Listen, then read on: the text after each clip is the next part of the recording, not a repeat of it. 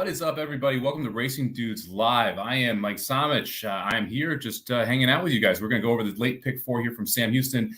We've got Aaron, Jared, and Magic Wall are going to join us at different points of the broadcast here, talk about some NFL football over the weekend. Let's kick it off with a big congratulations. Tom, way to go, man. That's incredible. $18 ticket, nails the pick three. That puppy paid, what, $744 for a buck. That's incredible, Tom. Way to get that price home.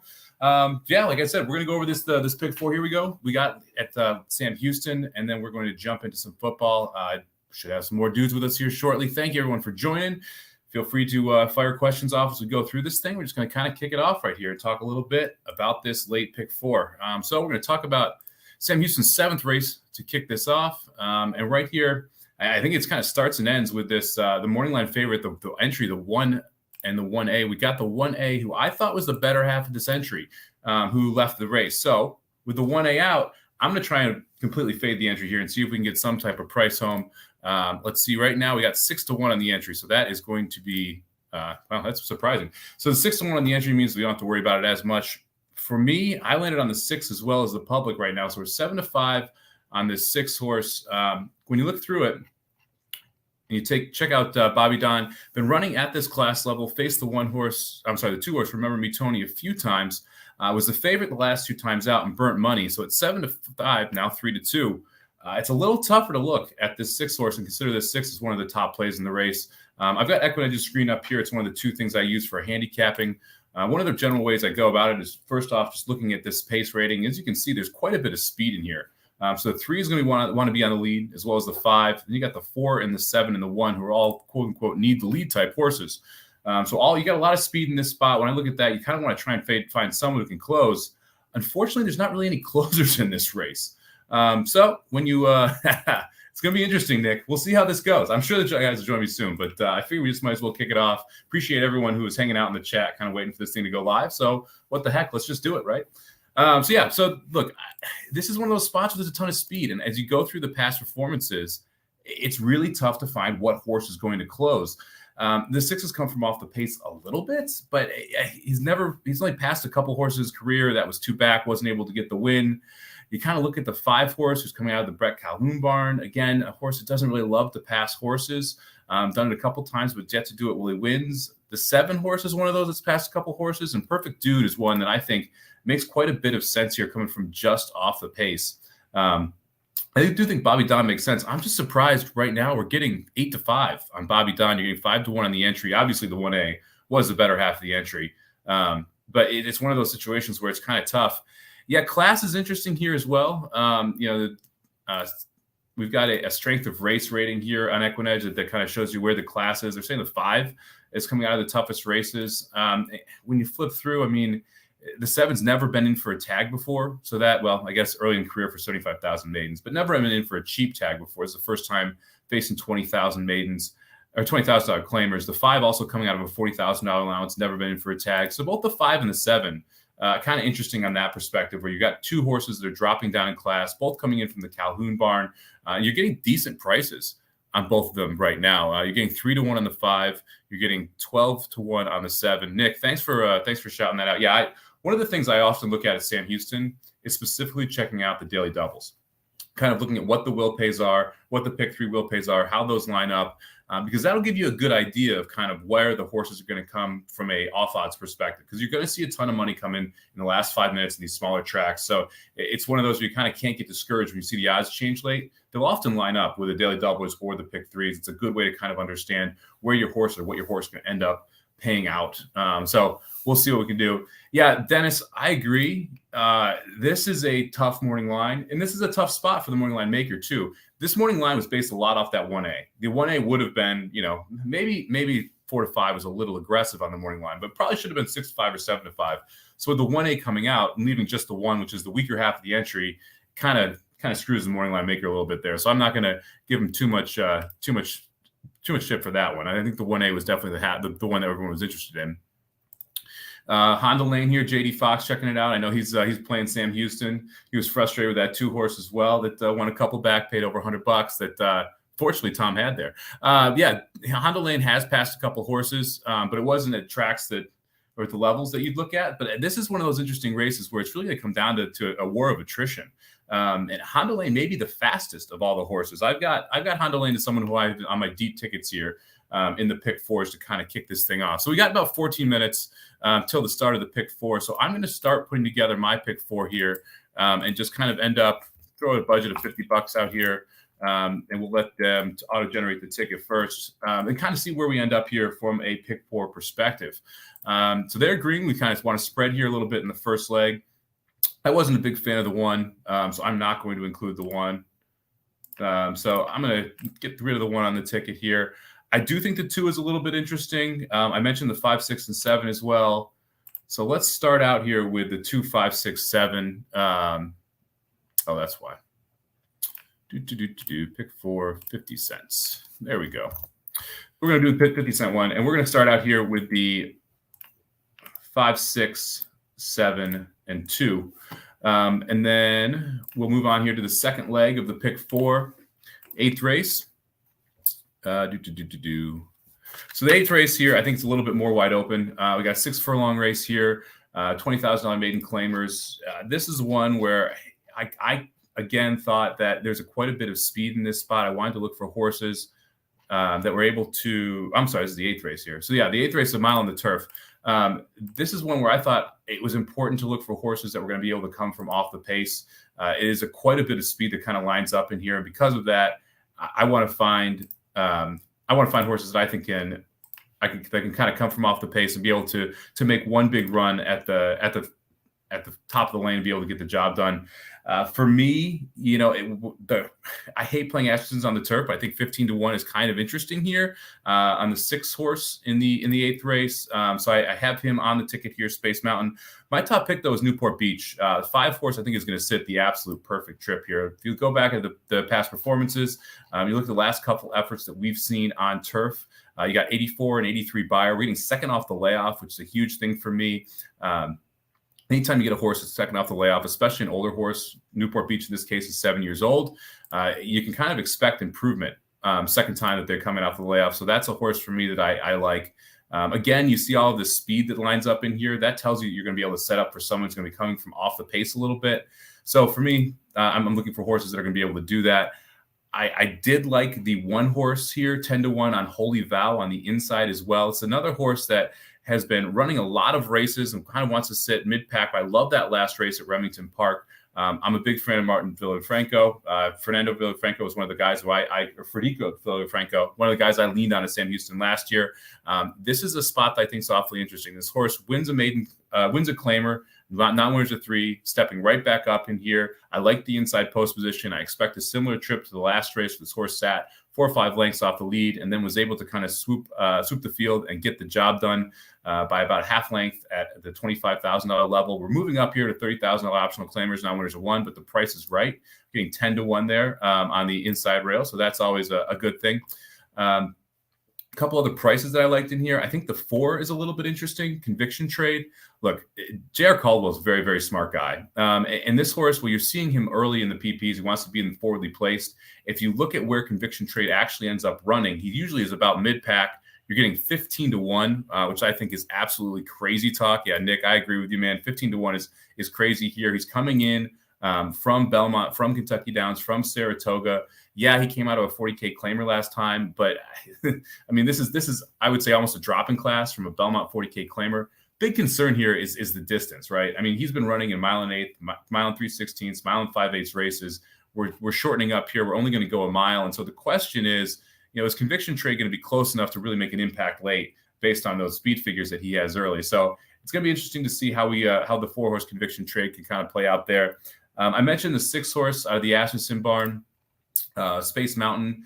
That's another one that to me is kind of interesting coming from off the pace. Again, he's just a dead closer, and I think that there's going to be quite a bit of speed up front. And the last horse I used was the 9 Heart Attack. I thought he was the other interesting horse here that you could kind of make a case for. Again, someone who wants to come from off the pace. And it has run over this turf course pretty well with a win on Sam Houston.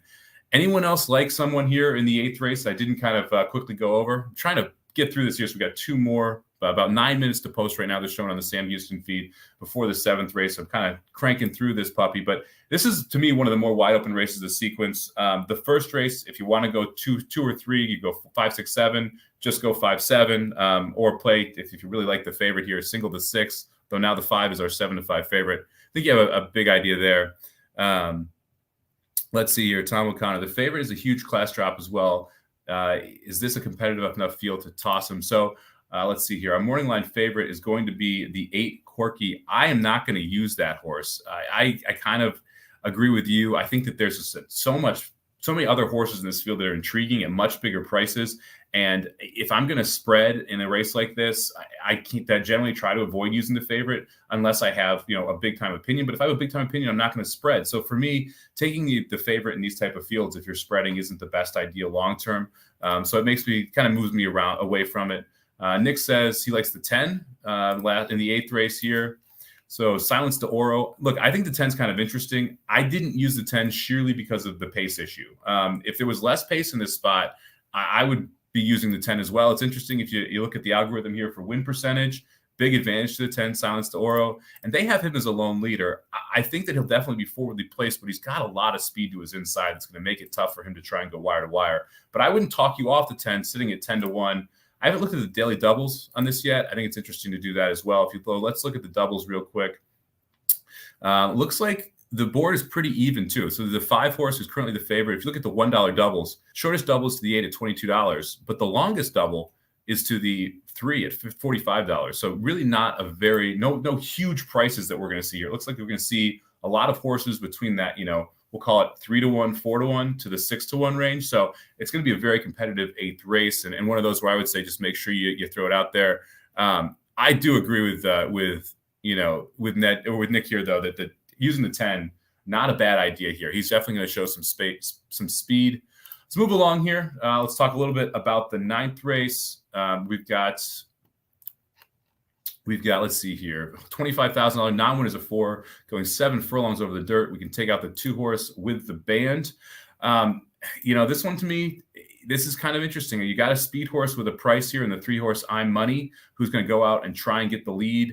I felt, again, this is another race. We got a lot of horses that tend to want to be forwardly placed. The other 2 main competitors in here, they're the horses that I think will be the main competitors.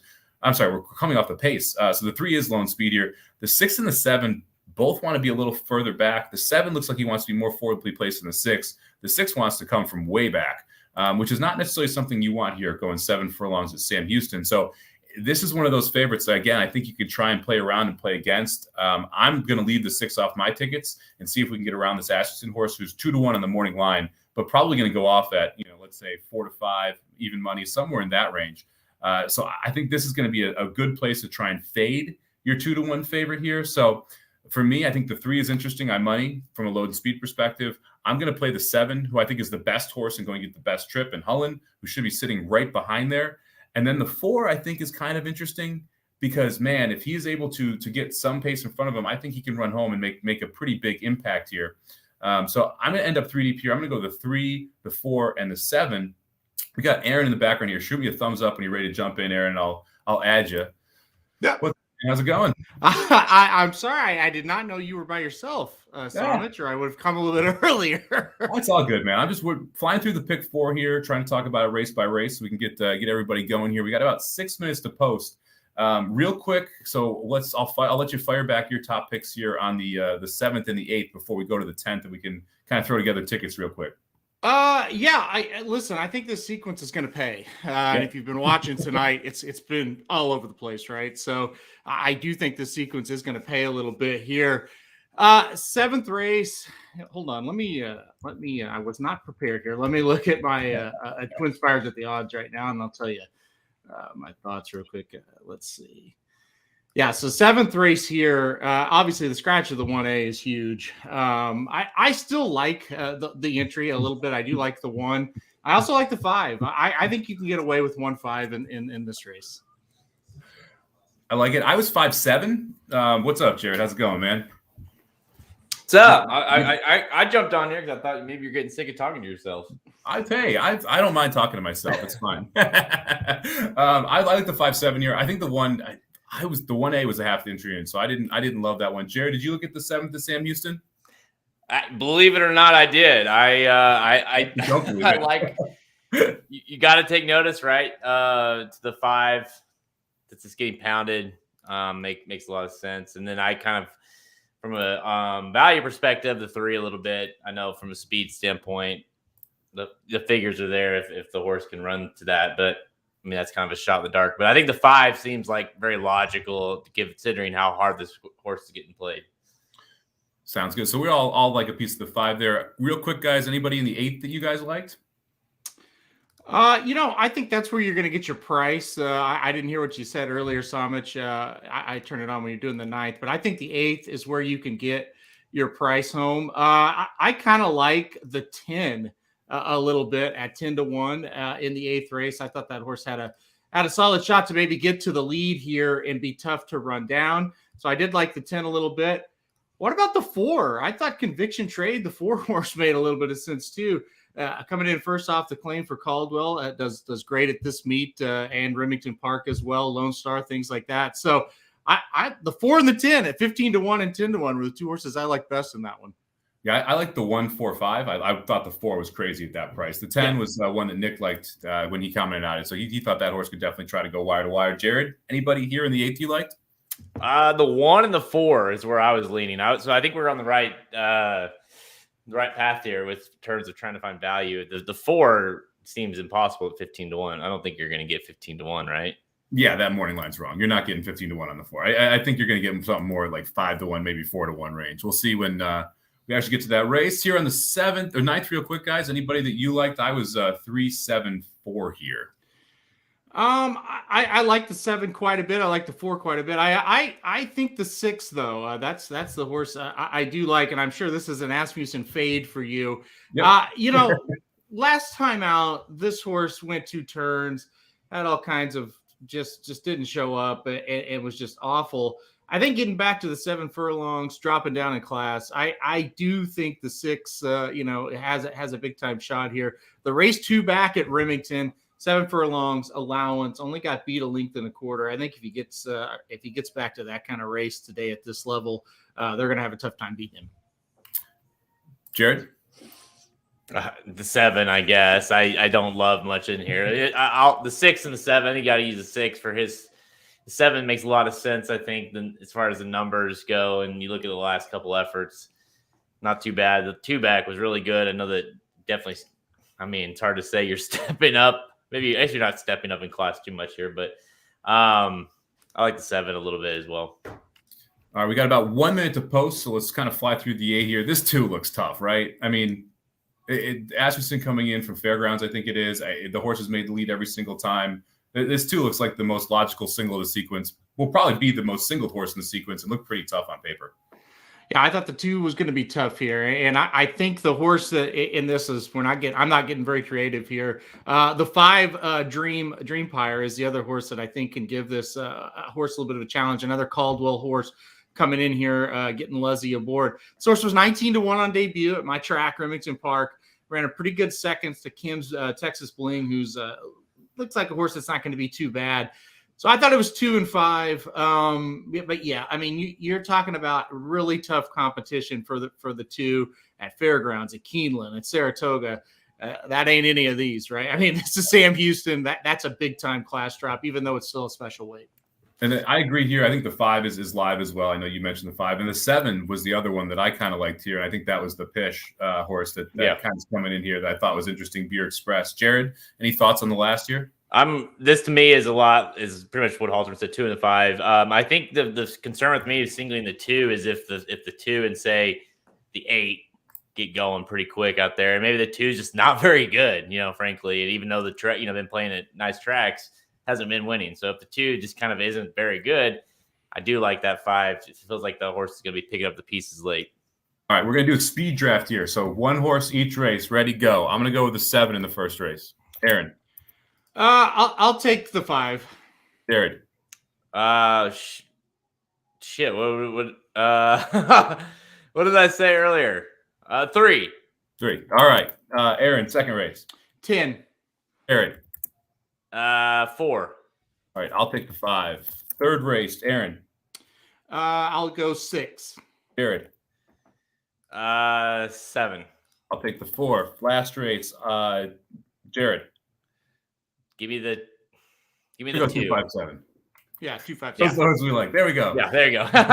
Pick 4, real quick. They're getting in the gate, so hopefully if anyone's watching, that's the caveman pick 4 of our top 3 kind of draft pick 4.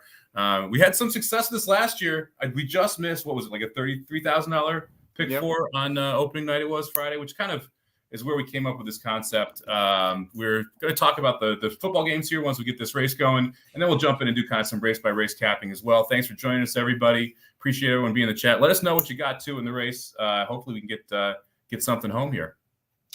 Yeah. They're in the gate. Let's see, what did we have? We ended up 357 here. So we're fading the 6. I think that's okay. And here we go. They're okay. Off. Yeah, they're off. 5 and the 1 and the 7 are going to be out to the lead here. So the 1's actually going to take the lead. That's the other part of the entry. I kind of thought this horse might run okay. So we'll see if he can kind of hold it off. 7 looks pretty good, stocking the pace. Gosh, 13-1. The 7. I love this 7 spot right now. It's a great spot, and the horse is 13-1. So I mean, I'm surprised that the 1 made the 3 lead. to be perfect. The 7 is hounding the 1, and gosh, 7 looks really good. It doesn't. For home. The 3 does not. No, the 3. No one. Everyone behind the 1 and the 7 seems like they're just spinning their wheels right now. 7 or 5 is what it looks like. Yeah, the 5 looks like it could make a little bit of a run. 7 or 5, it seems like, is what's going to win this. But you guys watch this a hell of a lot more than I do. 7 went way wide off the turn, and 1 re-rallied. 1's going to win for fun. All right, unless the 5 can catch him. That really sucks on the turn. I'm shocked that entry went off 6-1. That's crazy. The 3 re-rally. 7 just totally quit. Everybody Drop quit anchor, except man. the 1. Yeah. Oh, There you go. the 1 horse gets home. The other half of the entry, I guess that's why they're 44-5, right? The Broberg re-rally. Well, like I said before, it's a situation where Broberg has 2 and he scratches 1. Well, even though that other one might not look good on paper, it's still going to be one that's probably going to run decent. And the horse re-broke, let's face it, at the top of the stretch. Yeah. No, and that 7 looks strong. So you guys, I like this question. What's everybody drinking tonight? Water. Oh, Jared? I got Miller Lite. Keep it classy tonight. There we go. I've got a water bottle filled with seltzer water. So that's the classy move of the night for me. I like the Maker's Mark cast, 46 cast. That's a strong move. Oh, nice. Yeah. Champagne, Nick, you celebrating anything? Or just going champagne for fun? Are we doing a live stream tomorrow? Is that happening? No. I think it's next week. No, it's next week with Pegasus. Okay. Yeah. I was making sure. Yeah. The Miller High Life. I like it. That's what Magic was drinking. God. He was bringing them little canisters on our show last weekend. It was absolutely crazy. Oh, that's funny. Yeah, he was goofy in that show, which it was good. It was a good show, but he was goofy on it. What the hell is Magic? He has a sick child, so he's taking care of the child right now. All right, you guys want to jump into some football before we wait for the second one? Yeah, let's do it. All right, we got the first game on Saturday here. We got Titans versus the Bengals. Titans are kind of feels like the forgotten 1 seed here. The Bengals, a lot of love for Burrow, a lot of love for Chase. Interesting, the line opened at 2.5, moved to 3.5. The total right now sitting around 47.5 last I saw. Jared, what do you think about this AFC game, which really is going to produce the best team out of the AFC, right? I'm not going to go there with you, okay? I know you're just trying to push my buttons, and I think honestly, Tennessee with or without Henry, I like here. I just think, like I was talking to Haltzman about on Bleeker's Office, like surely at some point some of these teams will figure out how to stop the Jamar Chase thing, right? Like at least slow it down. And Tennessee at least has the ability to run the ball. Obviously with Henry helps, but they've got 2 other decent backs. What was it, Deontay Foreman or whatever that kind of filled in a little bit, was all right. That's what they want to do. That's what they do well. Obviously, they have AJ Brown. They've got, Julio, and Tannehill is serviceable when they need them. So To me, I still like Tennessee minus what did you say it was? -3. I think it was 3.5 right now, yeah.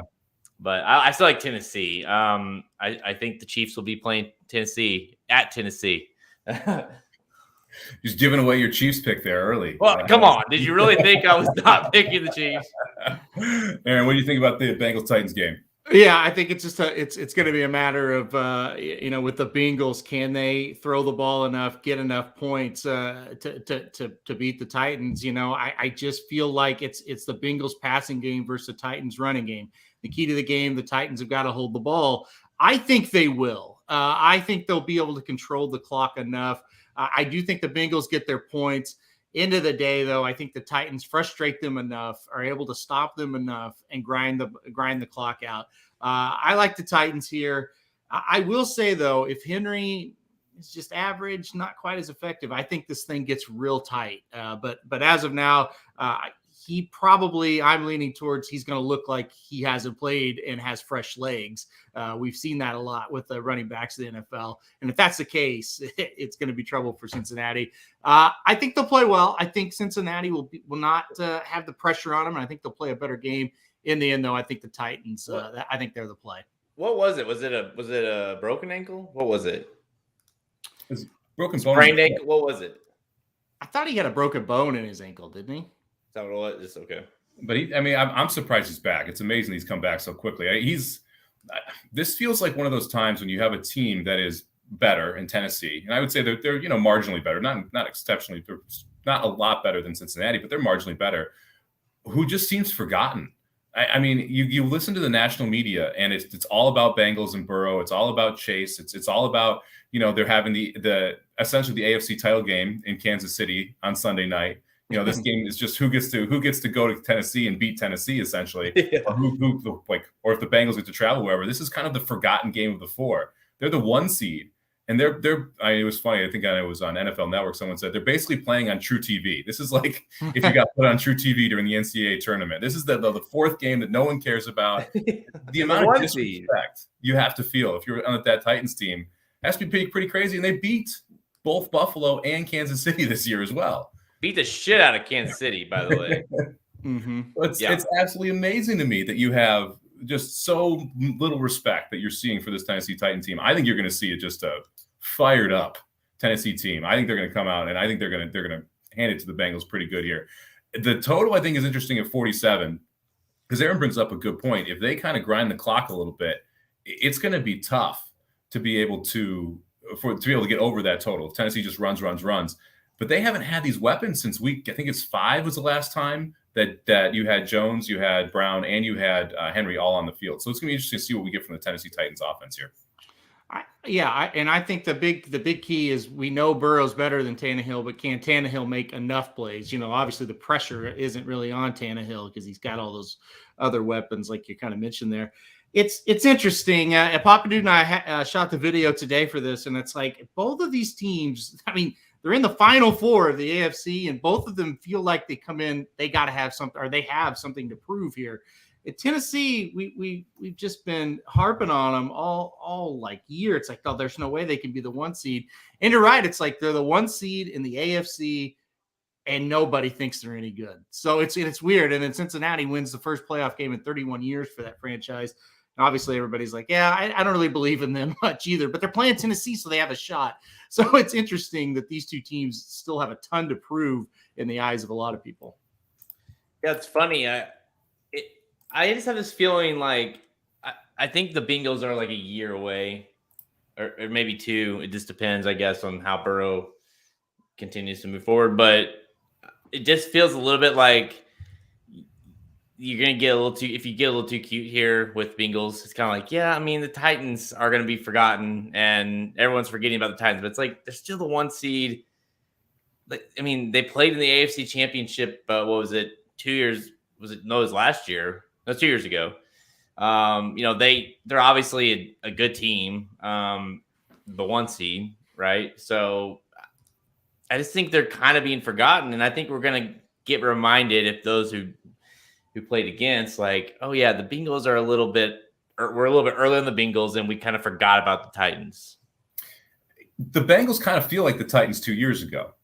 I mean, when Tennessee they went into Baltimore, they got the win. They scared Kansas City at Arrowhead. I mean, it kind of feels a little bit early for this team, and that they still need to mature a little bit. And you need to get a couple more pieces around Burrow and Chase, who have been absolutely exceptional. I mean, Sylvan brings up a great point. I mean, yeah, the Tennessee lost to Houston and the Jets. Those are some bad losses. That's why I think a lot of people are kind of downgrading them. But when you go 3-13 in those 2-year losses, it's crazy to think that they went 13-1 in the other 14 games they played top end competition. Let's not forget the Bills also lost to the Jaguars. So, I mean, shit happens, right? Yeah. Well, and let's not forget the Titans beat the Bills and the Chiefs, and they did it pretty easily. Definitely pretty easily with the Chiefs. Yeah. Nick talking money line here, -190. I think that's interesting too. I mean, I'm not scared of the 3.5 here. I do have the Titans -190 in a parlay though. So just to personal speak, I do have one for that just winning the game as well. Any other comments on this one before we jump to the next game? I think we've covered it pretty well. Yep. Well, let's talk about a fun one then here out of the NFC. Travel up to Lambeau, cold, blistery winter night up in Lambeau. The 49ers are coming in. We've kind of had the Packers number here a little bit in the playoffs the last 3 times these teams have faced.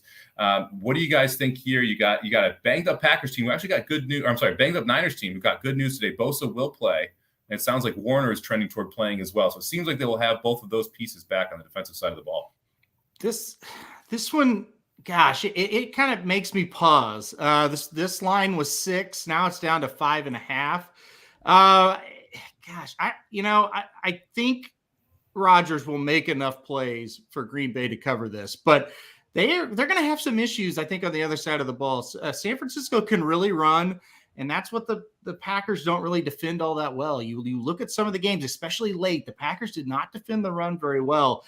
I think the big difference, though, is they will be able to kind of load the box. I don't think they're afraid of Jimmy G. He's kind of banged up as it is. I think if the 49ers would have really finished Dallas last week, it's 23-10 and they're driving, and instead of a pick, they go down and score, and then it's 30-10. I'd have a little more confidence. End of the day, I think it comes down to the last couple possessions. I think it's close for a while. I think the Packers cover this late. Yeah, I really think the Packers are going to win. I feel pretty strongly about that. I was just looking at the weather. It's going to feel like 0 degrees kickoff. It's going to be like 10 degrees, the actual temp. It's going to be fucking cold. And Rodgers and then the Packers don't give a shit about that, right? And you got the 49ers coming in, and I don't know. Even though they beat Dallas did everything they could to give them right? So I'm with Halterman a little bit on this one. I still think I like Green Bay a lot here, and I think they cover. And this is what scares me the most. So I kind of like San Francisco in this spot, but this scares me. I mean, Green Bay is getting back. It's Darius Smith, Randall Cobb, Daniel Brett, Marcelli Willis, and Alexander. They're getting back 3 key pieces on the defensive side of the ball. LaFleur came out and said none of them are 100%, which I think is obviously a positive for the 49ers. They're all going to be on snap counts, but just getting those pieces back give you a big time boost from an emotional perspective. You think about the title game, I think it was 3 years ago now, where Green Bay went to San Francisco, and San Francisco ran the ball all over them. I think Mostert had 4 touchdowns, I want to say, and that was Jimmy G at the helm. But Jimmy G's shoulder is the other big concern here. The one thing I like, so this line opened at 4.5, and when the Jimmy G information came out, that's why it moved up to 6. So he was the main reason that it moved to 6 more than any of the other injuries. I think everyone assumed that both defensive players were going to play for San Francisco. I listened to the Bet the Board podcast, and they have the DraftKings bookmaker on there. He talks about it. They wanted to line this game at 3.5. They think it should be 3. It's amazing how the sports books are willing to take money right now on the Packers in this spot, even though the Packers have been winning for the public all season long and covering game after game after game. I like the 5.5. I think 5.5 is too much in this spot. I think it's going to be close. I would lean toward the Packers winning the game, but I think the 5.5 is too much. I think the plus 200 is too much because I think this is more of a 50-50 game versus a 75 or 66-33 game, which is what plus 200 kind of shows. But this should be an amazing game. So do you guys think that the Niners are going to be able to run the ball, or are they just going to load the box up and try and stop them any way they can there? I think they'll run it early. I think they'll load the box after that, and I think it'll be on Jimmy G. I really do. I I have a feeling they won't be able to do much. I have a feeling this is getting a little overblown.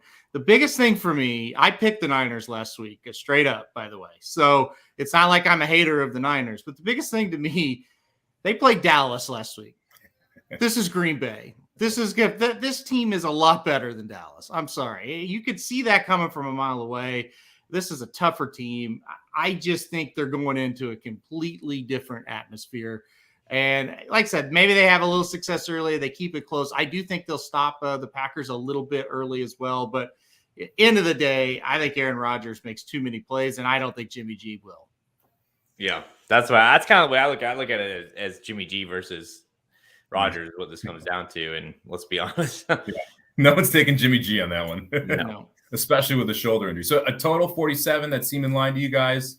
I mean, if you think Rodgers is putting points up, I would say over. Because if Green Bay puts up 28, 35 points, this thing's going over, right? Yeah, I think the total's about right. I would go over it. I think it'll be a last possession type thing here. I think the total is just going to be, going to come down to, do they kick a field goal on the last drive or score a touchdown on the last drive, that kind of thing. Yeah, I think it's over too. What cold weather or not, I think just, Green Bay scores points and 49ers are going to have to score points. And so I think it just naturally will be over 47. All right, well, let's. You guys want to jump into Sam Houston here? We got about 10 minutes to race 8. We can talk about a little late pick 3 action here, and then cover the next 2 games in between the last 2 races. Let's do it. The 4 down to, well, I guess it just jumped to 5-1, but it was 9-2 from 15-1. So we knew that you weren't getting the 15. Yeah, the odds board on this I think is awfully interesting. The one horse, your current favorite, was 10-1 morning line. Yeah, so that's kind of crazy that you have that big of an odd jumps on that inside horse as well. Yeah, this is going to be interesting. I mean, but listen, these Sam Houston lines are sketchy. I'll just say that. I mean, we've seen this all meet, and we see it pretty much every meet. It doesn't really matter.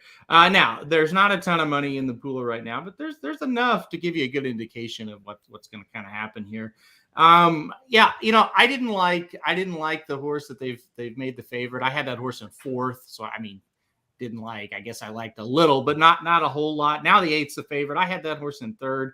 Like I said, I like the 10 on top, still 8-1 off 10-1 morning line. So, that's fine. We'll take that. And like I said, the 15-1 was a pipe dream on this 4. But listen, this is a horse that really probably should have been 5-1 on the morning line. Well, why do you think it was 15-1? Do you think it was the cut back in distance? Because that was the only logical thing I could think of here. I mean, you've got a guy that's winning at 23% at Sam Houston. You've got a jockey who's great at Sam Houston. It's his top jockey. This horse has been running at Belmont, Kentucky Downs, Saratoga, Keeneland. Mike, I have no idea. I can't tell you. If you look at time form, his numbers are better than almost everybody in the race. I have no idea. He was on drugs when he made this line. Aaron will be playing the 4 to win at 9-2. That's what I'm hearing here. Well, it's crazy. I mean, come on, you just can't. You can't. You saw that. Hey, listen, if you handicap, it's like, come on, 15-1. Yeah, this horse may lose, but he's not going to be 15-1 when he does. I agree with you there. That was one of the head scratchers of this. I was surprised that the one horse was 10-1 as well. I thought both of those lines seemed a little bit off in this spot. From a pace perspective, I guess we'll start there. The 10 obviously is going to be out there. Can anyone go with the 10, or is this 10 going to be kind of loose up front? The 10's going to be loose. I don't think there's any doubt about it. When I handicapped this, I definitely looked at that last race, and I realized it's 200 days ago, but still, he got ahead in a race very similar to this, which was his turf debut. So, naturally, second start on the turf, they usually improve. Now, we got the layoff to kind of deal with. But Dallas Keene's a very good trainer. I'm not really worried about it. He'll have this horse ready. This guy's hitting at 33% with just 18 starters in the last year at Sam Houston. But yeah, hell, anytime that it's a turf race at a track like this and you've got the most speed, I like you. So I really like the 10 here. No, I think the 3 kind of will pressure a little bit. Maybe the 8, but I think the 8's more likely to be in the 2nd, 3rd, 4th spot. So I think the 10's loose. Okay, now I'm scared of the 10 then. If the 10's loose, because at Sam Houston, you want to be forwardly placed in these races. These turf races at any distance, you want to be forwardly placed at Sam Houston. So anyone who gets loose is a problem, and especially when you're staring at a 10-1 price, 9-1 right now. That's a pretty big number for a horse that's going to be just kind of galloping out there trying to go wire to wire. Well, I mean, you guys have capped it. Do you guys? I personally think the horse is going to get loose, but do you guys see any other speed? I mean, to me, no, I don't. It just, I guess you got the horse has to break well from the 10 spot, but no, I think not anyone that can go with him, really. I guess the 3 is interesting from switching back to turf. What this horse will do, what they will decide to do, has shown early speed. But yeah, it seems like the 10 is going to be loose. It's just a matter of how far he'll go. I kind of think the 8's going to go crazy with him. That was when I capped this, I thought that because you have the 8, if you look like 3 back coming out of a 5 furlong turf sprint, went 22-2, 44-2. So clearly has the speed if he wants to be able to be competitive with the 10, just from a natural speed perspective. So when I look at that, and then I see the inside draw, and you see, this is a Echoberry on a Broberg horse. I mean, Echoberry is generally a very aggressive rider in this spot, and he's got the inside. I wouldn't be shocked if the 8 pushes the pace early here. I could see it. The horse did set the pace in an Oklahoma-bred turf stakes 2 back, going 7.5 furlongs at Remington Park. Most of the time, though, the horse is in that 2nd to 3rd spot. But yeah, being drawn inside the 10. I think the 5 is the other one, and I think that's the 3 horses. You're going to have the 3 out there, but he's more of a question mark. He does have some natural speed, but he's more of a question mark switching back to that turf. He might be around, but it feels like 5, 8, 10. It's just going to depend on how they break and kind of how, like you said, how they're ridden along there. So, yeah, I agree that the 8 could be the one, but I don't know if he has as much natural speed as the 10, and I think that's going to be the big question mark of the race. Yeah, what is happening with this 5? And this 8-1 off of 9-2. I mean, you guys play Sam Houston a hell of a lot more than I do. So what do you take of that? Because to me, I kind of I'm with Altman a little bit. You look at those speed figures, especially when the horse has been on turf, they've been very good. And this horse makes a lot of sense, from being, we'll be forwardly placed, but maybe not right on the lead. So we'll be in a good position, you would think. I don't see 8-1. It's my top pick. I think if it is 8-1 walking up to the gate, yeah, I may or may not be putting a nice little win wager in here. I thought 9-2 was a nice price on this horse in the morning line. Obviously, I respect the heck out of the 4 as well, but I don't want the 4 at what I think is going to end up being closer to 7-2 when that horse actually goes off. I love the 8 at 8-1. It's just, or 5 at 8-1. It's just a question of whether or not that holds. Well, it doesn't make any sense. Jared, you're absolutely right. You pointed it out. This horse was running in starter allowance races at Remington Park, 3 and 2 back, and got 3rd and then won last 2 races back over the turf there at Remington. Got figures that make sense. It has a nice stocking, position usually on the turf. This horse, the last 4 races on the turf, has been no worse than 3rd. So I think he makes a lot of sense. I don't know if people are looking at the last race being like, wow, he got 6 beaten 16, but it was over the dirt, and he just didn't show up. I don't know. I'm shocked by this price. I kind of like that it was over the dirt because it gives you that one race into him before going into this spot, which I think is where ideally the point is, right? I mean, this is a 7-year-old. A lot of times you need that race before you're going to see the best effort. And so just getting that one out of the way is kind of nice. And now we get back to the turf, the best surface for this horse, and see what we can do. I mean, I'm already starting pick 3s here. So I'm going to play the 5 and the 10 in the pick 3s. You guys have kind of talked me into this 10 getting loose. And if he's loose, then I'm scared of him. So I'm going to I'll go 4, 5, 10 to start out the pick 3. Are you guys going to play anything here? I think if you're going to play a pick 3, those are kind of the ones to play. I would try to beat the favorite here of the 8. Of course, we tried to beat Broberg last race. It didn't go very well. So I think you're right. I'm just going to play a win on the 10. And I think that's, as long as I'm getting 6-1 or more, I think that's the play for me for my style. Dennis asking about the 4 horse here, whether or not he's going to go to the lead. I don't think the 4 is a pace presence because if you look at how long those races were that the 4's come out of, that to me was the key. You have 1.5 miles, mile and 3/16, even a 2-mile race in there. And we're talking New York speed there where it's, 25, 50. And these horses, what would you think? 23-2, 23-3, something like that for the opening quarter? I believe the 10 can definitely run that fast for sure. And you make a good point. You see ones on the past performances early in the last 3 races, but mile and 5/8, mile 5/8, mile and an Be eighth. careful. It's going to be tougher going a mile here. And also you've got other horses that have shown speed going a little bit shorter. Yeah, this 4. You look through some of these horses. Like this horse has ran a 2-mile race not once but twice. Yeah. So we're talking about a mile cutback, literally for the 4. Yeah, you got to think this horse is going to be. You're not if this horse runs 49 like he did 2 back. Let's just say he ain't going to be on the lead. Yeah. Also claimed off Maker, so. Take of that what you will. Who knows? Caldwell does a really good job down here, but Maker's kind of specialty are those long turf races. Everybody kind of knows that, so it'll be interesting to see how that horse runs on a major cutback here. Brady letting us know you can beat the 8 here, but not the Packers tomorrow. He's actually going to be up in Lambeau, so bundle up, buddy. That's going to be a cold one, man. Yeah, yeah. You better wear. What I found is, of course, Lambeau, January 10th versus Kansas City could be debatable, but you're about to bear those two, weren't you? What I found, I'm not going to, but what I found in my experience when it's fucking cold, just drink a lot. Yeah, it works in Buffalo, man. Look at the Bills Mafia; they don't really care what the temperature is there, and they're just hitting those highlights at the start of the day. Just drink a lot, and you'll be cold, but you won't be as cold as if you weren't drinking. Drink a lot and jump through tables if you're Buffalo. There you go. Yeah.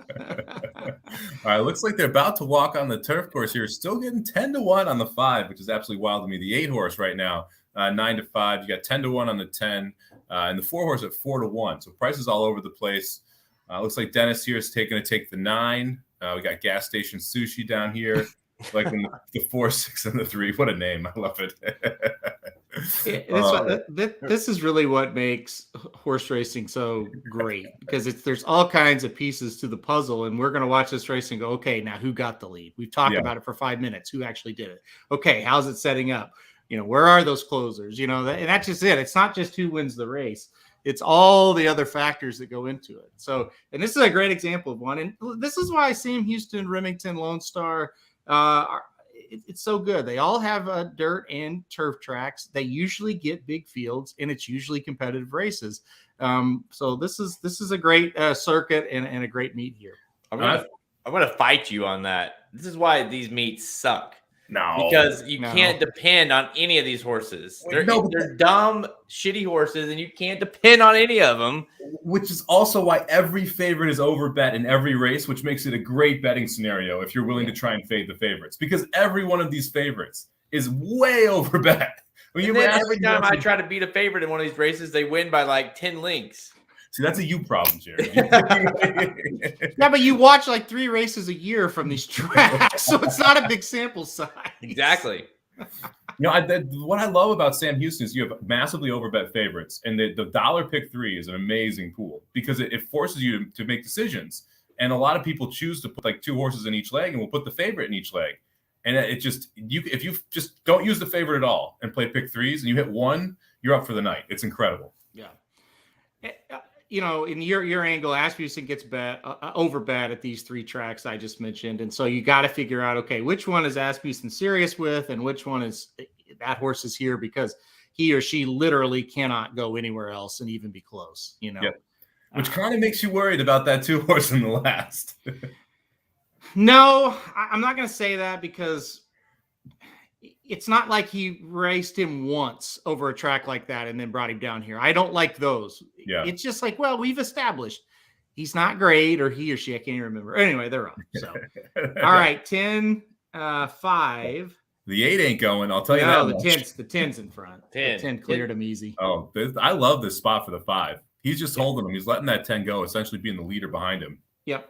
The 10 is loose, and then it's the 5-8 right behind. So pretty much what I thought was happens. It now that is the horse good enough? Yeah, that's the big question. The 4 horse is 15 lengths back. Right. Yeah. Welcome to Sam Houston going 1 mile on the turf. Yeah. Or last. Yeah. 22.65 opening quarter. So that's what happens when you run about 3 seconds slower than you usually do. Yep. Tom, you'll love Sam Houston. 12% takeout, all multi-race bets. A great place to play the doubles, pick threes, pick fours, pick fives. I love they run at night. We need more of these night tracks. I mean, like, 100% that. It's great. It's so much fun to play these late night on a weekend. It seems like he slowed down the pace. Yeah, 46.68. So he slowed it down. So it'll just see now. He's got a 2-length lead, but he's got the 2 big horses chasing him. We'll see if he can hold on. What did this 5-horse actually go off at? 7-1 on the 5. What is it? 7-1 on the 5, 8-1 on the 10. Yeah, and the 5's going to pass him, I think, pretty easy the way it looks. Come on, the 10's 8-1. Come on, 5, get by. 10 foul to 5. Yeah, 10 just dropped anchor. 5's got it. Everyone stop. No one run home. Here comes the 6. I think 5's got it. He found another gear. I'm more worried about the 2. Oh, who's splitting the 4? Here comes the 4. Clouds. Look at the 4. 5 wire. Look at the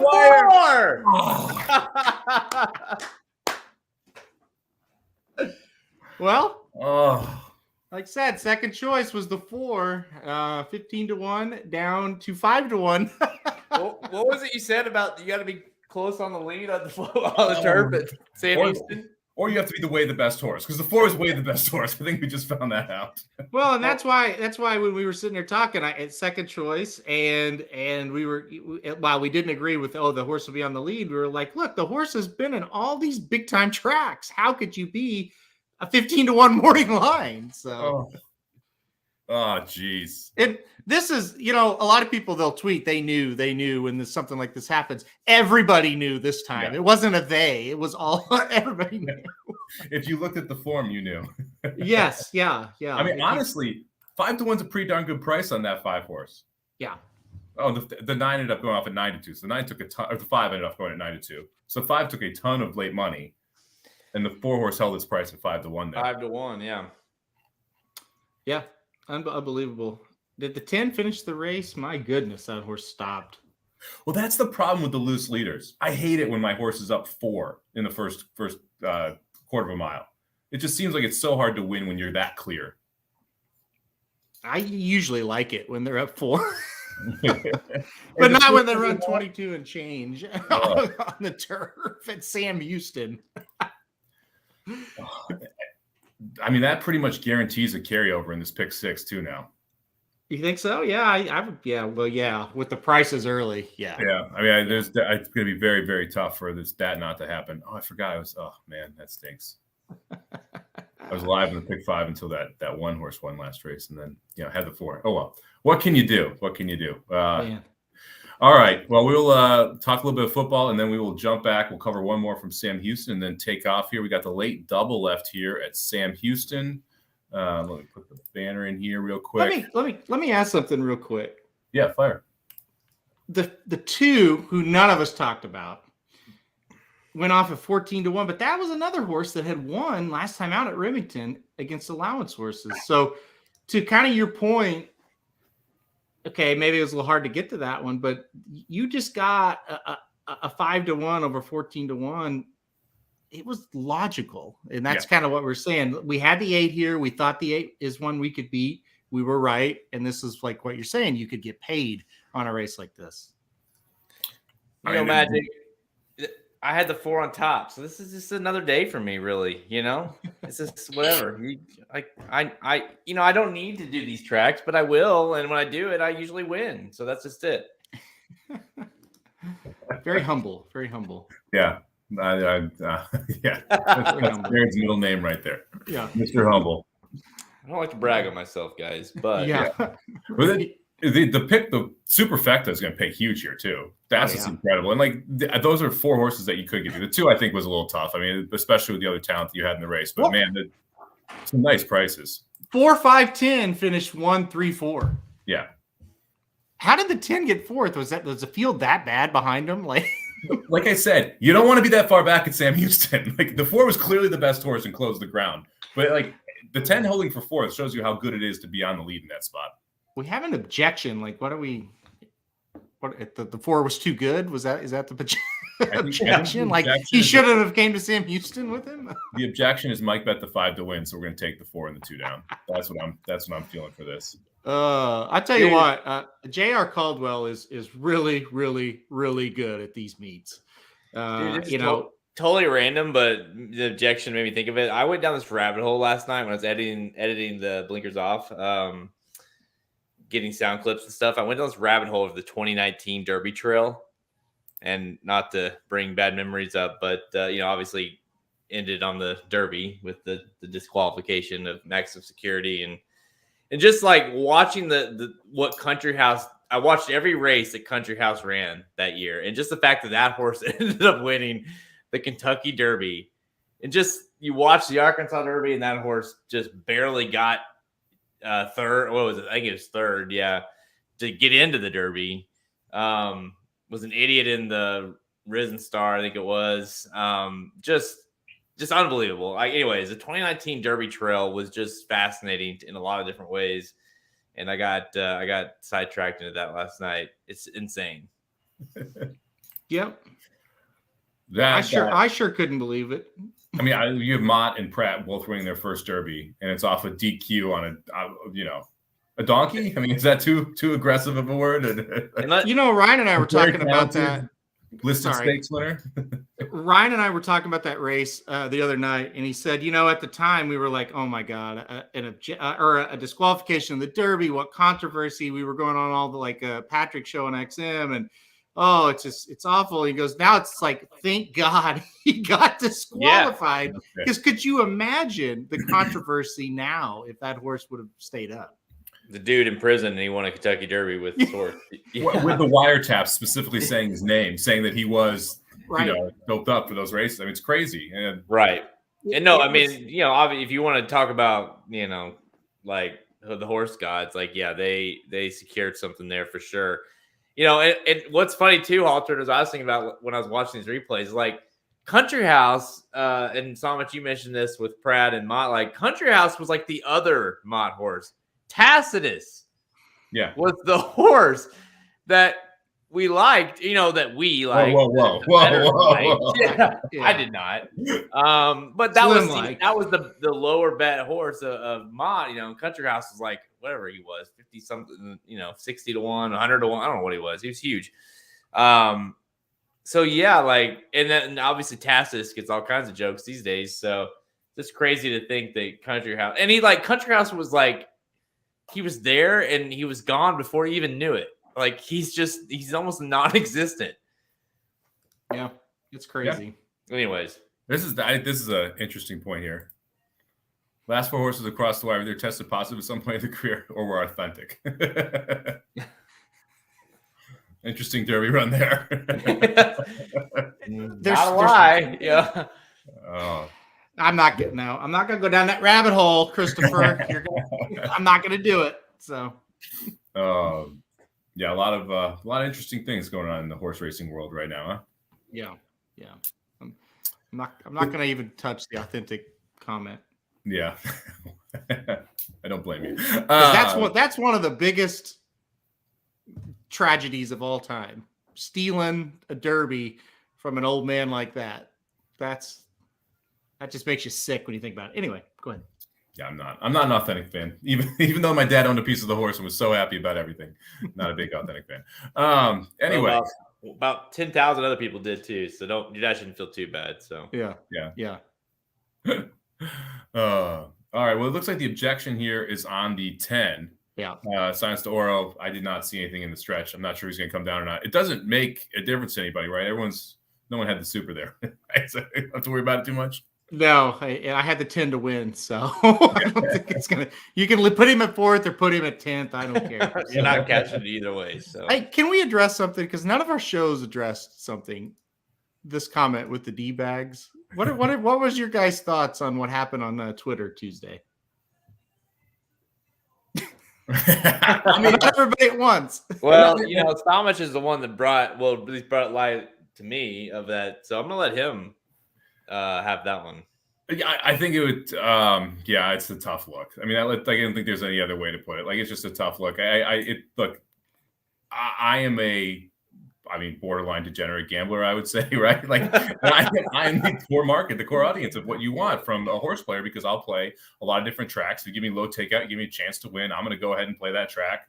I play Indiana Grand when they have the 12% takeout pick fives. I think it's 11.99 or whatever they did to try and be the lowest takeout pick five bets, because I wanted to play into low takeout pools. And so I get why the comment was made, right? Because I absolutely hate all these, like, I hate all the comments that are made about, like, oh, every single race is fixed, every jockey is cheating, every trainer is cheating. You know, the judges, the camera judges can't make a decision right, they're messing it up.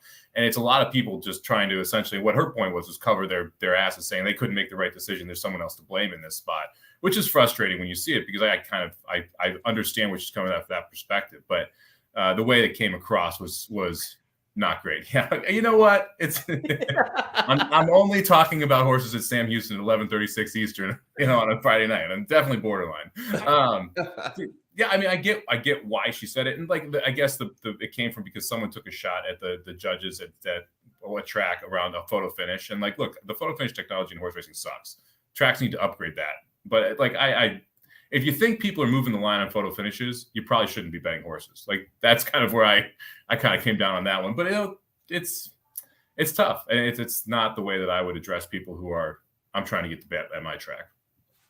Yeah, I think that sums it up pretty well. I wanted to get our thoughts out there. You almost could have just said, and by the way, probably shouldn't have said anything. I'll go with that. But you almost just could have said, my biggest pet peeve in horse racing is people that always think, that every race there's cheating going on, period, and end of tweet. And it probably wouldn't have went quite as poorly.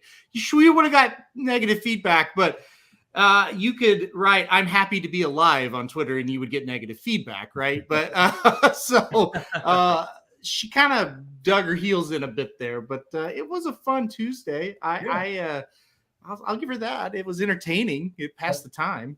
Definitely why we need more racing on a Tuesday. I think that's what it showed us. We just need more tracks running there. Then this happens, and Sylvan brings it up. This the whole Sanchez thing, where a jockey opens a TVG account and bets against himself in races, and then wins with bombs. I mean, so it's like it's an incredible story to me. I mean, trainers bet their horses, owners bet their horses, and they're essentially inside trading there with inside information, and that happens every day, all day. So like, that's not a surprise. But jockey obviously has a little more outcome, or a little more effect on the outcome of a race, especially when he's not betting on himself. So it's interesting to see that. And I think it was 60-day suspension. I think it was, in my mind, a little lenient from a suspension perspective, without knowing the full story of it, because look, the jockeys having money on other horses is something that, as a bettor, you definitely like that. That's not cool. That's not okay.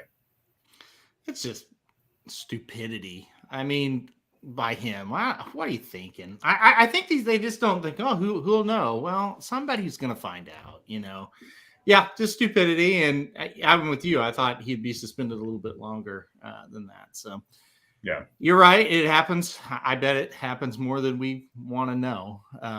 But yeah, that was just stupidity. Typical Parks bullshit.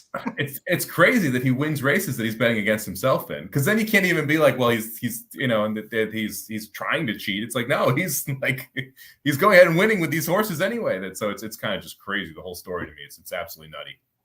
I just don't get it at all. I couldn't understand. I read it and I was like, no way. Like, it was crazy. I think. I heard this. Magic said maybe the suspension was smaller because he was making $5 across the board plays. I heard, and again, who knows what's true and what's false, that it wasn't like any kind of big money. No, it was literally like, just firing a couple of dollars on. So, which makes it even dumber. I would say she was suspended longer for how dumb that is. Yeah, it's so dumb. But I don't know, man. I mean, I'm kind of, maybe he's just a degenerate like us sometimes, right? He's got to get a little more action on it. And the funny thing, he makes more money winning the race on the horse he's riding than he does the $5 across the board on the horse he's betting. What is happening with that, right? Like, that is just,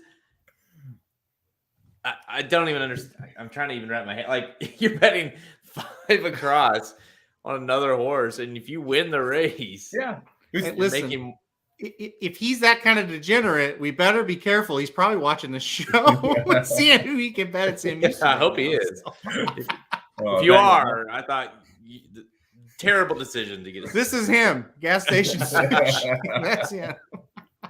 All right, let's fire through these last two football games real quick. Then we'll talk about Sam Houston ninth, and we'll take off. Thanks everybody for joining us. Really appreciate everyone jumping in here. So quick, Rams Bucks guys. This game's going down Sunday morning. It's going to be a banger. I'm excited for this one. I think it's going to be a lot of fun. Jared, who do you like here? I think Tampa Bay is on upset alert here. I think the Rams are they just feel like they're kind of starting to click all at the right time. To me, they feel like the team out of anyone in the playoffs, really, that this feels like they could kind of get it, sneak up there and win the whole thing just because they just have been getting better. So like at the right time. So I think that the Rams are going. I think they're going to go to Tampa Bay. I think they're going to beat. They're going to give Brady a lot of trouble on that defensive line is going to give him a lot of trouble. I think that's going to be the name of the game there. So put pressure on Brady. Obviously, it's no secret Tampa Bay has a lot of injuries. I just think that's going to be the kind of what ends up getting them beat. Although I would like to see Tampa Bay play Green Bay in the NFC Championship. I think that would be fun. But I think I like the Rams here to cover. Or I guess not to cover. I guess they would be getting. What are they getting? 3. Catching 3. I think they're going to win outright. So that's the thing. I wrote a parlay article for the website, and I took the Rams here plus 125. I think it was on the money line.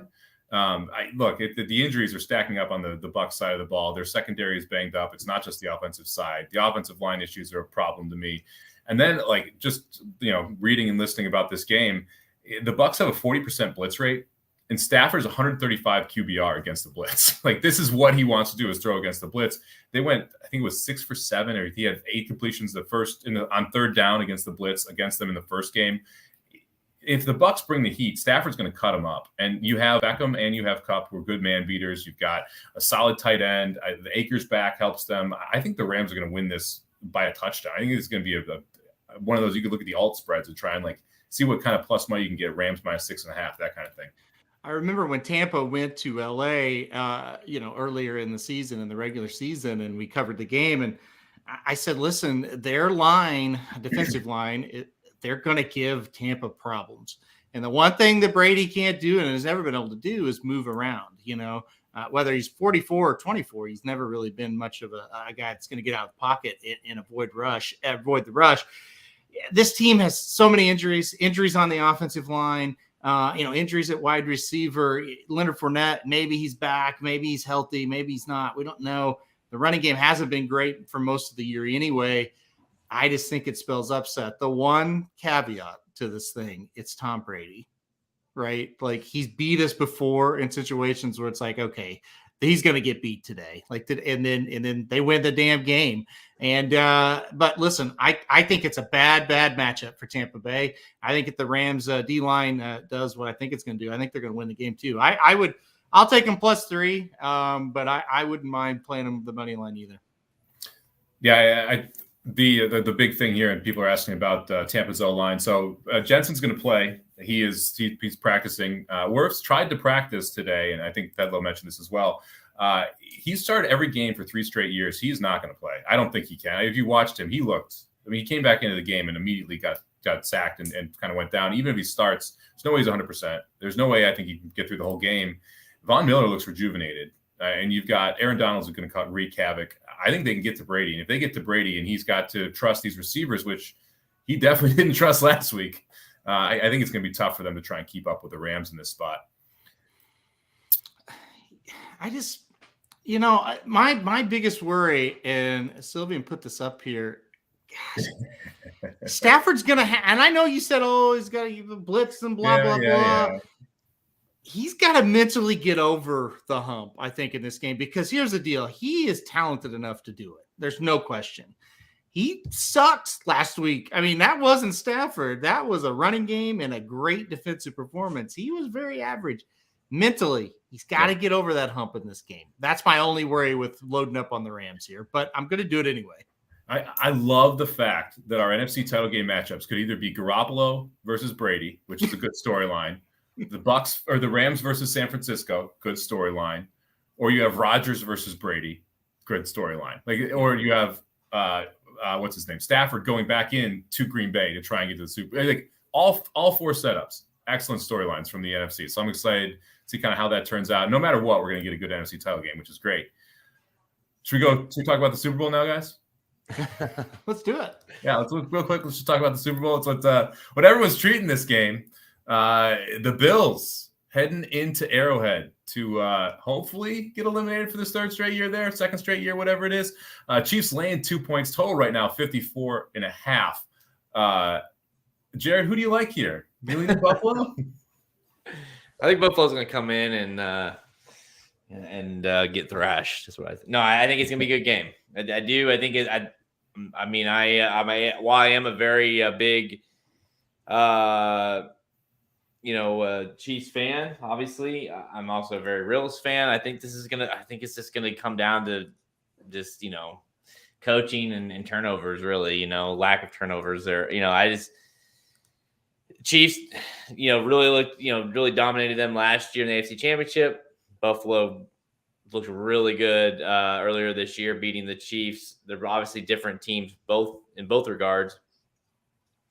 The big thing for me is I just think this team, I love it. I love the way we're going into this game because everyone's just all on the Bills and just think, I know they're not like forgetting the Chiefs, but it's Bills. It's Josh Allen, and he's the best quarterback. He's better than Mahomes, and I think they're going to go into this game feeling like they're the underdogs, the Chiefs.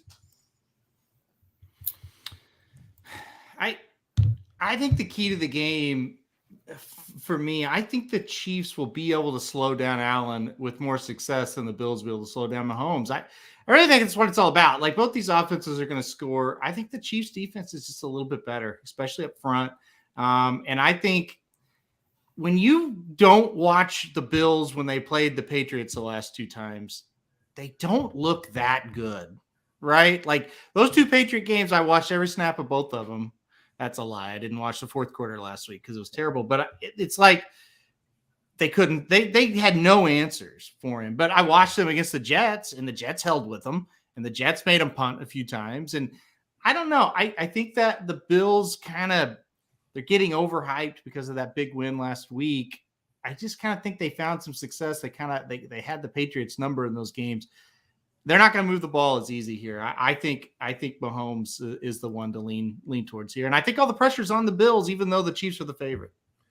Well, this last 2 days on Twitter, Allen's been trending, Dable's been trending, and the Bills have been trending. If you're, what is it? It's Bieniemy. If you're the Chiefs, if you're Mahomes, that's all locker room material, right? You have the Bills are getting all the attention going into this game. If the Bills win that game by 2 touchdowns instead of 5, this is a 4-point spread, right? The reason this is sitting at 2 is because of all the love the Bills have gotten over this last week. I think this is going to be a really close game. I'm probably not going to bet a side in this game. If you made me bet one, I'd probably bet the Chiefs because I think and I agree with Nick here, Mahomes under a field goal seems crazy to me right now. I don't really care who they're playing. I have the Chiefs rated as the best team in the NFL right now by about this much over Buffalo. I don't think home field makes that big of a difference this year, especially with what we've seen. But if I took a side, I would take the Chiefs here. To me, the total is wrong. I mean, I get why it's at 54.5. It's one of the higher totals that you're going to see in the NFL in the playoffs. I don't see how this game doesn't go over. I mean, no one's talking about the injuries Buffalo has at cornerback. Ladarius White's not playing. They're starting a 7th-round draft pick out of Pittsburgh at cornerback, and that is going to be the stopper for Tyreek Hill. Okay, good luck. We'll see how that goes. Kansas City is very used to playing what the style of defense that Buffalo is going to play now because they're going to play the shell cover. I think McKinnon is a huge upgrade from a running back perspective because he's much better in the passing game. He's a quick little guy who can get out there and run, get a couple 5-10 yards, and just kind of keep nickel and diming Buffalo all the way down the field if they try and stop Kansas City in that manner. And you look at the game earlier this year. I mean, they got 58 points. It was 38-20. Kansas City had drives end at Buffalo's 32, 16, and 5-yard line. There was a monsoon during halftime, which created an hour delay. There was rain and wind the entire second half, and they still scored 58 points in that game. I mean, I don't see how they stay under 55 here. One thing to remember for people that just go looking like that last game, the Chiefs defense has completely changed since last time. And let's just remember that game, no Chris Jones, no Melvin Ingram. He wasn't on the team yet. And Frank Clark was just back. That was his first game back.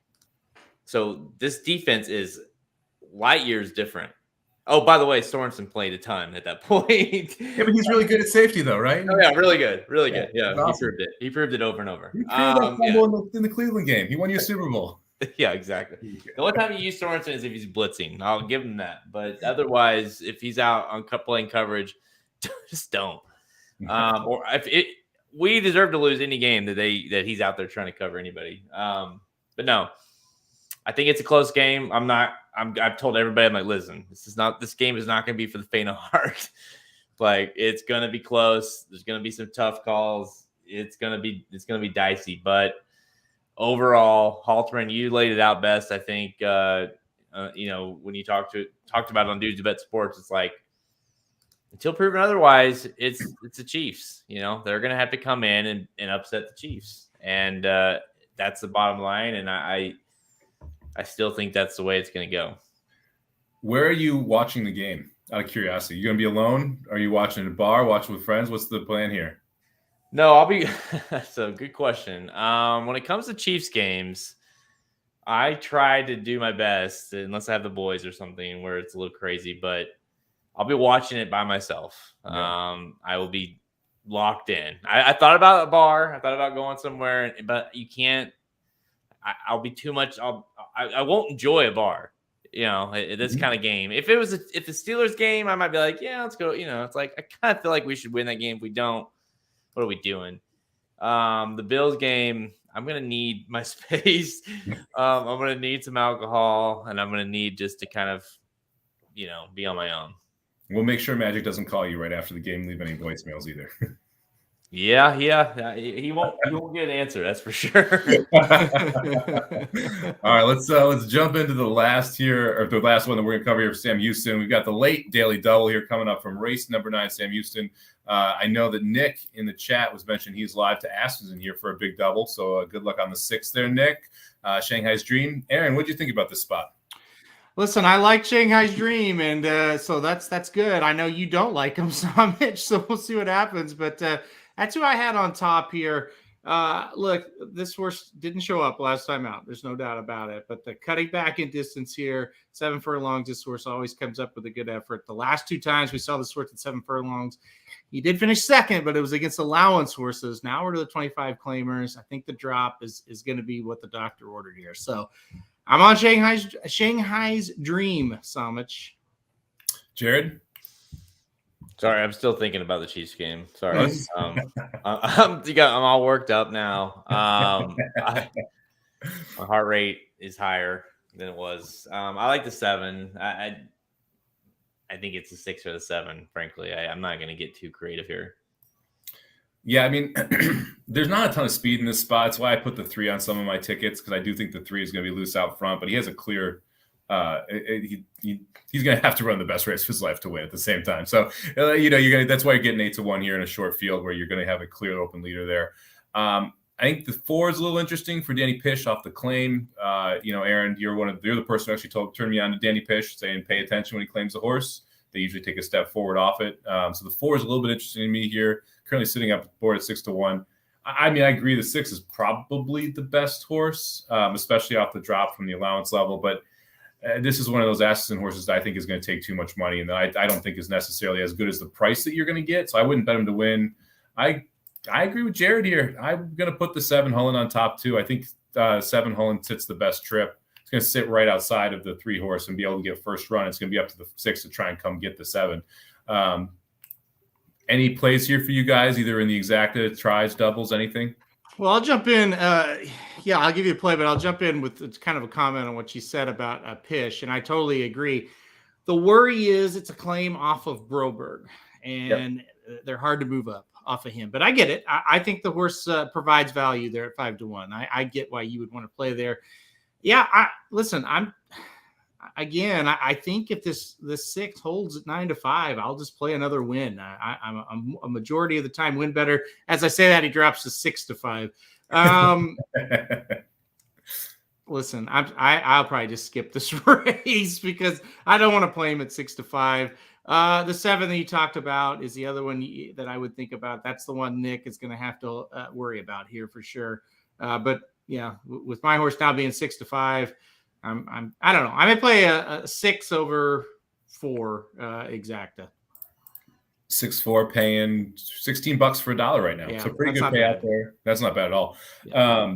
And the 6 and the 7 are almost identical in both the double and pick 3 will pay. So it'll be interesting to see how the board ends up here. I'm guessing we get close to the same price on both the 6 and the 7 there. And then the 4 horses, the clear third choice in the will pays. Yeah. And Nick says doubles 12% takeout, 6 to what? Well, I like the 2 in the next race, Nick. And so that's not really a good bet for me. I'm not the type that like forces it, right? Like I'm not going to say, well, I really like the 2, but the other one's paying $30. I'm going to play that when I don't think I have a chance to hit it. So I just tend to stay away when my horses aren't going to pay enough to make the bet worth it. So that's why, yeah, like I said, I'm not going to play. Obviously, you're not going to play a 6-7 double unless you're just going to pound it. And I'm not that confident. So that's why, or I'm sorry, a 6-7 exacta. That's why I'll go 6-4 because I do think the 4 is interesting. Well, the doubles are interesting when you look at the next race. The 2 and the 5, the 2 horses that we kind of mentioned right off the jump in the last race, they are both clear favorites here, almost identical favorites in the double will pays, paying $7 to the 2. 6-2's paying 7, 6-9's paying 9, 6-5's paying 9. So almost identical there. After that, pretty much anyone you like besides the 2 or the 5 pays. The 6-7 double pays $44 right now, which is the pitch first time starter that we mentioned in the last. So there's a little bit of value there if you do want to try and beat the 2 or the 5. But I'm kind of surprised the 5 and the 2 are the same price in the last race. I am too. And Nick, I didn't look that far. I just assumed they would be like $3 or $4, 6-2. So that's not bad. Yeah, that's not a bad double. I wouldn't tuck you out of that. Yeah, the 2 and the 5 being the same. Very, very interesting there. That's pretty shocking to me. Maybe it's because Caldwell's just doing so well, already at this meet. And that pool's got about $19,000 in it. So it's a pretty, it's not overly mature, but it's a pretty mature double pool at this point for Sam Houston. Yeah, that's pretty good. That's pretty good. They're the only, them and what, Penn National, that's been over for a few hours, but this is the only show tonight with Charlestown and Turfway canceling. So kind of inflated pools. So I'm sure they're not crying about it down in Sam Houston tonight. No, I bet they're getting all the money, man. It's one of the beautiful parts about running in Houston. As long as there's not a tornado, they don't cancel. Like I said, coat malfunction, the lights don't work, or tornado. And you get one of each of those. So you miss 3 nights, right? Right. Yeah. Yeah. Thank God it wasn't tonight. We wouldn't have we would just, Jared and I would just leave and you would go back to talking. So by yourself. Oh, Penn National canceled too. That's right, Dennis. It gets a lot harder when there's no races to talk about. I mean, at least you guys, it was a pick 4. So it's pretty easy for me to go race by race through a pick 4. That's what I do with my day all day. So that's not too difficult. So we're walking up to the gate here. Let us know what you need. I know that we got Nick who's looking for the 6 here. I know we've got some love in the chat here for 6-7, some for the 3-7. So a lot of different opinions here. I'm surprised that the 7's 2-1 versus the 6 is even money. I'm still kind of trying to figure out here. I kind of like doubles with the 4. I'm not gonna lie. Playing through this 4, you're getting good prices on everybody. Again, it's going to be hard to move that horse up Broberg, but the horse wasn't terrible anyway. So maybe he can just kind of hold the form. I think I agree with you guys. It's between the 6 and the 7, the 3 and the 4. The 3 should be just kind of a lone leader, but I don't think he's good enough to hold. And then you got the 4, who's the other price in there. So see what happens. Sylvian says, good luck at the NHC. Is that earlier than normal? It feels like that's usually in February. It is usually in February. Usually it's around Valentine's Day. But this year it's a championship weekend, which I'm actually pretty stoked about. So you finish up the tournament, and then on Sunday, and thank you, by the way, Sylvan. Thanks for the good luck. Hopefully it's a good year for me. I get to finish up on Sunday and then walk right down to the sports book and watch the AFC and NFC championship games. And that's pretty cool. For anyone who has never been to NHC, next year is the year. It is on Super Bowl Sunday. So they literally booked it for Super Bowl weekend. So if you've never been to Vegas for a Super Bowl, first off, you got to do that at some point in your life. March Madness, Super Bowl is the first weekend of March Madness, Super Bowl. Those two things you got to go for. And now it's NHC that same week. It's going to be wild, and you get the hotel room, so you don't even have to figure out how to get your own hotel room for Super Bowl weekend. Oh, that's fantastic. That's fantastic. They're off, by the way. That's awesome. Right to the lead. You got the 7s tracking outside, the 6 sitting outside him 3 wide, and the 4 right behind him. 6 went off at 4-5. All right, Nick, you need a 4-5 shot for $1,100. Let's go. That's pretty good. And he's got the lead too now, which I kind of surprised. The 7's got the lead now, and the 6 is tracking right behind him. Oh man, I'm nervous for Nick. Come on, man, let's get this home. Pretty bunched up here. Yeah, I mean, if you bet the 6, you need the 6. He's fine. Yeah, the 7 is now the favorite, 7-5. Oh wow, look at that late money. And the 7's got the jump on him. 6 is 8-5. The 4 is 9-2. 7 looks like it's kind of cruising, but yep, the 6 is coming up. We'll see what the 7's got left. Let's see if we get the old Broberg re-break here. Exactly. It's gonna be does. The 6 ain't catching him. No, 6 is starting to grind him though. 7's not kicking away. 4's got something. 4. Yeah, 4's got something. He is gone. He's off gone. Look at that. 4, 7, 6. Oh, good call, Samich. Hey, pitch off the claim, man. You got to watch out for him there. He's tough at that track. Yep. There you go. That's a nice exacta there for Tariq too. That's a strong one with that 4-7 because that's going to pay well. Yeah, that is. That's gosh, it was paying real well. I don't know now though with that late money, but it's gonna be okay. 16-1, 16 for $1. Oh, that's fantastic. Yeah. Fantastic. Oh, that you know, it's one of those Sam Houston races where it's you get that 5-1 now, and these pick 3s are going to be huge too. If you're going through the next race, so it's in the pick 5, I bet it's going to pay Mounsters, and the pick 6 is going to definitely carry now after that result. So, wild way to for that race 9 to go there, getting around that both 6 and 7. It's been a wild night at this track. Yep. The other thing is favorites that you think we can beat, or the horse that was 4-5, but then got scratched out, and then the entry wins anyway. I mean, weird stuff has happened. You had a huge price earlier in the card, so yeah. And a lot of time these middle prices, when you can string 3 or 4 together, it's unbelievable what that sequence will pay for you. I'm hoping the pick 5 is carrying here because I'm 3 deep to 4 or 5. See if we can get something here. Yeah, the multi-race payouts are going to be absolutely crazy, and this is what's nuts, man. It's just crazy here is how these payouts go with especially the 12% takeout. I mean, it makes it multiply. So yeah, pretty awesome. Yeah, no, there's no doubt about it. Yeah, and like I said, another favorite beat there, beat them both. Unbelievable. I really thought the 7 had that thing, and he just didn't have the kick. I thought he would kind of re-break and be on with it, but couldn't quite get it. And then the 6 just flattened. Just not a good effort. Nope. You're hoping for more there. Yep. All right. Well, thank you everybody for joining us. Appreciate it. We're trying to do more of these nighttime shows as we get going into the racing calendar year here. And make sure you check out all the YouTube channel. If you enjoyed the show, like, thumbs up. Make sure you subscribe. We got a bunch of content that comes out, including race previews. You got these two jokers below me who do blinkers off every week. I do the Magic Mike show twice a week with Magic as well. So you got to check that out over on the Racing Dudes channel. Appreciate everyone checking out, and we'll definitely make sure we do this again. Guys, any parting words? Big weekend coming up. We'll have a live show Saturday, not this weekend, the next weekend, the Pegasus. We'll have a live show on Saturday for that. Obviously, that's going to be a ton of fun. This weekend, LeCompte in a huge 14 race card tomorrow at the fairgrounds. That's going to be a hell of a lot of fun too. So I told Jared, man, it really heats up. Okay, you might have one more weekend here where it's like, yeah, it's a little slow.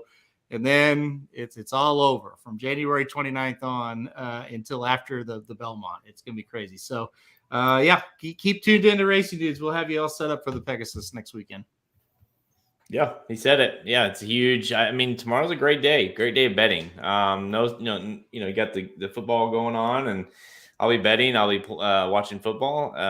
Then you jump right into the Pegasus, and then all hands on deck after that for the Derby Trail. So obviously, I'm glad to have tomorrow out of the way, and then Sunday, I got my little boy's birthday party, and then after the birthday party is the Chiefs game. So I'm like, I made sure the time of the party was set prior to the game. I'm like, listen, it's got to be over by definitely by 5.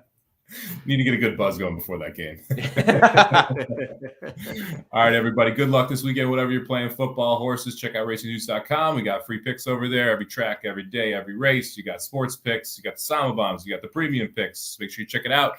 We'll see you guys again soon. Good luck this weekend. No, I don't know the video. I don't have a host these things. Do I have to do the video here, or do we just end the broadcast? Hold on. There's a video. Can you do it? Where's magic? Yeah. I know, right? Because there's got to be an outro video. There is. Well, there's just the. Let's see here. Just the. No, that's an opening. No. Yeah. See, I just see the opening. We'll just run the opening again. Run the opening.